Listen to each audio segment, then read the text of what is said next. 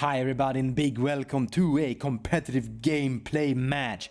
Following my perspective, you're gonna see my hand in my thought process throughout the entire match, narrating the battle.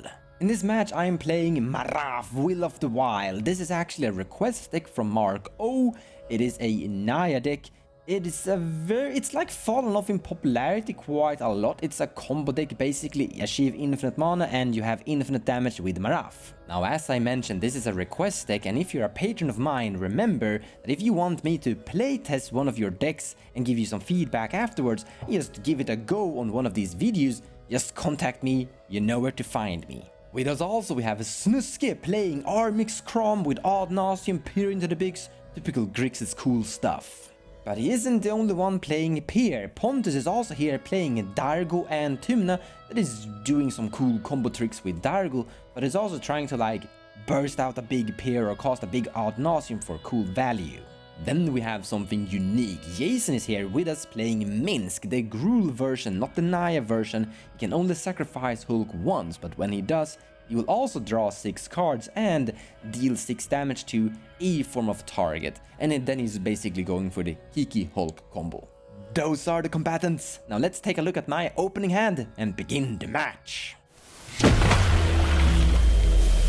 So I kind of like this opening hand. It's like we have one land. We are second in turn order. We're going after Pontus here. We have a Dork turn 1 and then we have a Green Sun Senate. We can find a Priest of Titania with this. Like turn 2 Priest of Titania. And then we can probably call... Yeah, we can cast Marath here because we're gonna have Taiga from the Verdant Catacombs. Then we have White from Ever Since Pilgrim. And then we have Toski. We have Tutors. Yeah, we're gonna keep this. Should work. Game starts. Pontus draws a card for his turn. He begins with a Scalding Tarn. And he fetch. And he casts a Skirk, finding a plateau. And then he passes the turn to me. I'm gonna draw a card for turn. I'm gonna play this Verdant Catacomb, sacrifice it. I find a Taiga. I'll tap the Taiga and cast a Ever Since Pilgrim and pass the turn. So turn goes to Minsc. He puts a Stomping Ground into play tapped and passes the turn to Kraum and Armix, who casts a Lotus Petal first, and then plays a City of Traitors land drop, and then a Professional Facebreaker. Pretty good, great card. And then he passes the turn to Pontus, who draws a card for turn.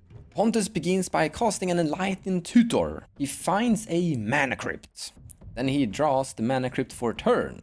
He plays a Bloodstain Mire, and he cracks the Bloodstain Mire. He finds a Badlands. And then he casts the Mana Crypt that he tutored for. And then he casts a Professional Facebreaker. And then he attacks with his Skirk Prospector for 1 damage at Jesus and creates a treasure and passes the turn. I'm gonna take my turn and draw a card. I'm gonna play a Basic Forest.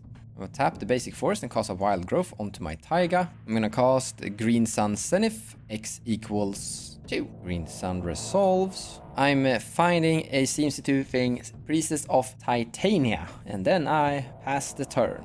So I could have found the Collector Oof here, which is pretty good versus these guys, but I think I want to have the Priest of Titania here for the enormous amount of mana that it can actually produce. And if I just get my Marath in play, I can start to interact and kill things. Currently I can even kill one of the Facebreakers here.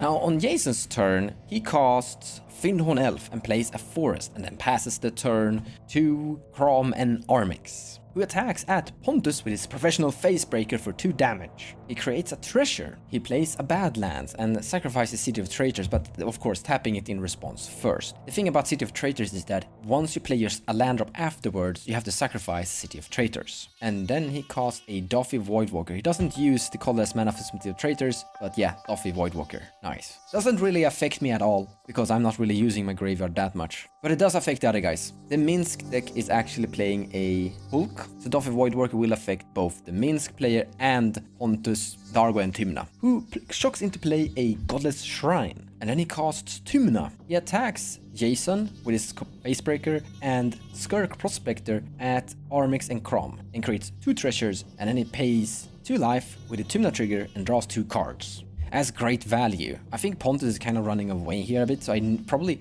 need to... I think it was the right play here now to actually get the Priest of Titania, so we can cast my Marath and probably kill Tymna or the Facebreaker here. And then he casts Dargo. Yikes. And then he casts Lurus. Nice. That's a huge board state. Then it passes the turn to me. I'm gonna untap and draw a card. So we drew Emil the Blessed.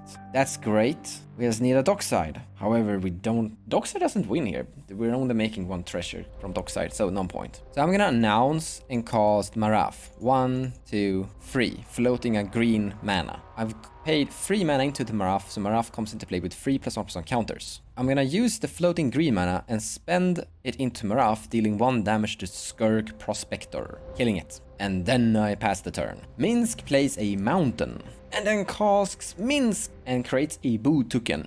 I feel a little bit sad for Minsc here, because there's like a big Dargo player, so I have a feeling that Minsc is gonna get punched out. Or we'll see. And then he puts 3 +1 on counters on the Boo, making it into a 4/4. And then he attacks with his Boo at Armix and Kraum. Turn goes to Kraum. He plays and cracks a Verdant Catacomb. He gets an Underground Sea. He attacks with Facebreaker at Jason's face and Daffy at Pontus' face. I'm really happy I'm not the one getting smacked here. Both of them takes the damage. He is creating 2 treasures by this.